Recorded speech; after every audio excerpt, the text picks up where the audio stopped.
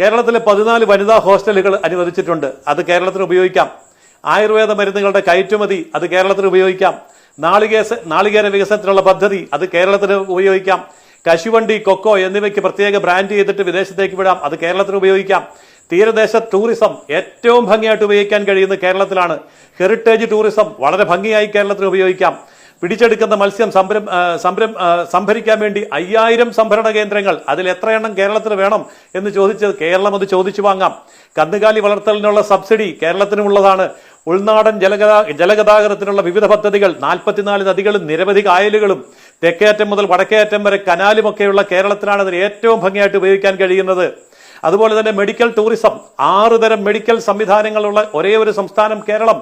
ആ കേരളത്തിന് medical tourism വളരെ ഭംഗിയായിട്ട് ഉപയോഗിക്കാം. വനിതാ സംരംഭകർക്കുള്ള 10,000 കോടി രൂപ കേരളത്തിൽ എത്രയെല്ലാം സംരംഭങ്ങൾ വനിതകൾ നടത്തുന്നുണ്ട്, ഉപയോഗിക്കാം.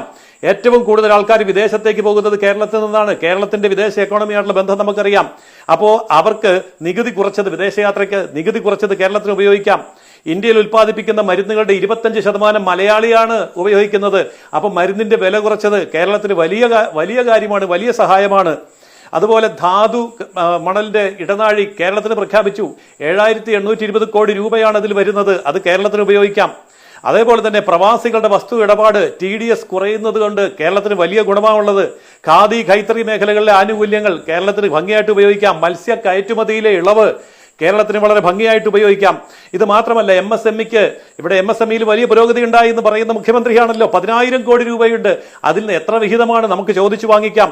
ഇതൊന്നും കൂടാതെ 12.5 ലക്ഷം കോടി രൂപയുടെ ഇൻഫ്രാസ്ട്രക്ചർ ഡെവലപ്മെന്റ് ഈ രാജ്യത്ത് പ്രഖ്യാപിച്ചിട്ടുണ്ട്.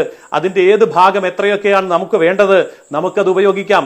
അതുപോലെ ആയുർവേദ മേഖലയിൽ 3 എയിംസ് വരുന്നുണ്ട്. കേരളത്തിലാണല്ലോ ഏറ്റവും കൂടുതൽ ആയുർവേദം ഉള്ളത്. നമുക്കത് ഉപയോഗിക്കാം. ഇപ്പൊ ഞാൻ 10-20 എണ്ണം പറഞ്ഞു.